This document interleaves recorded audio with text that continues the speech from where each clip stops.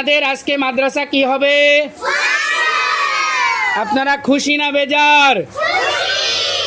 আচ্ছা, কিসের ছুটি হবে আপনাদের?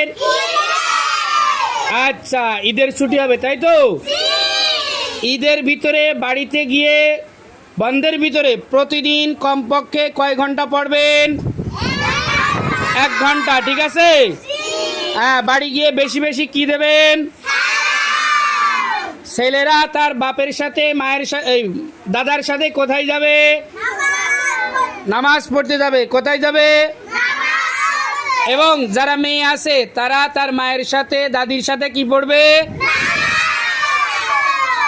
রাস্তাঘাটে যতই খেলাধুলো করেন না কেন আপনি সন্ধ্যার আগে কি কোথায় ঢুকবেন?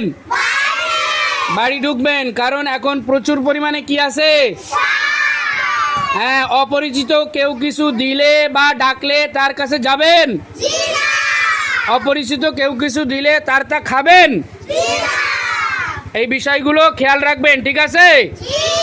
আর বেশি বেশি কি দেবেন?